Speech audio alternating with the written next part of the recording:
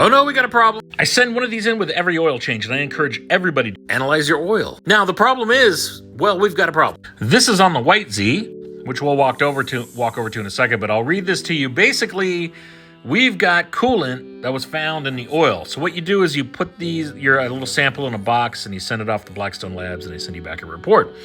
But my report is not great. Now, there are a couple different ways coolant can get into the oil, but the bad way is a head gasket, which is pretty rare in these motors. The head gaskets really are not a problem, even at my power level. But I was brimming with confidence until I checked the coolant level and noticed that stuff. So we're going to wipe this stuff off, and you can see that the mating surface there could be compromised with this gasket, so that could be a problem. Now, the last time I checked this, let's see, I did the oil change literally 10 miles ago. Like, I drove it here after I did the oil change, and I know I checked the radiator fluid after that dude in blue. They beat the shit out of this thing a year ago. That was the last time I changed the oil, so this is a little bit of a mystery. It wasn't missing coolant then. I did one long drive, about 150 miles in the heat of the summer.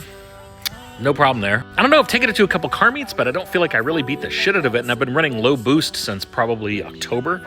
I've maybe driven it 3 or 4 times. I keep this at the shop in case anybody here needs it. I didn't expect I would. So we'll pour some of this in and see how low it is. Well, it's not taking a whole lot. Honestly, about half of what was there. And it's burping out some water, so we'll have to fish. I'm just doing this real quick just to see how much fluid was actually missing, and it's not too terribly bad, but not great. Yeah, it took a little more than what I really wanted it to take, and it's still burping, which means it still has more to go. So, looks like that lift's gonna get installed at the shop sooner than I wanted it to. Originally, I was gonna put it by the door, but we built this fenced-in section here at Collector Car Storage, and I've got a lot of the cars down at the other facility because, we're still dealing with the AC. Actually, the AC's up and running, but we got to do the floor. So there's no sense of moving everything in here. But anyway, I'm thinking about taking this fence out of here and popping a lift in this section, which I think would be kick-ass. Tools on one side, tool chest on one side, lift, everything you need. There's electricity there. We have 220 already in the building. It would kind of change my layout a little bit because you'd have to be able to drive cars out the door. So you'd have to create a lane here, but it's kind of a natural place for a lane anyway. So anyway, I don't know. None of that makes it easy. I'm bummed. And this is the stuff I feel like nobody posts on here.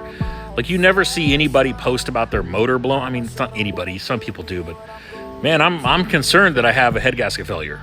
Now, in terms of the car running, it runs great. So I could just have a coolant leak, could have a bad radiator cap, but that doesn't explain why there was coolant in the oil. I mean, you're talking about shit like a turbo seal leaking. No, it had to be the housing crack. So that's probably not it. So with diagnosis, we got to start with the more simple things first. And the simple thing will be to toss another radiator cap on here, burp this system fully, heat it up, get all the air out of it, put some actual radiator fluid in here, and drive it. Luckily, we have the backup car, but car doesn't smoke, so I don't know, man.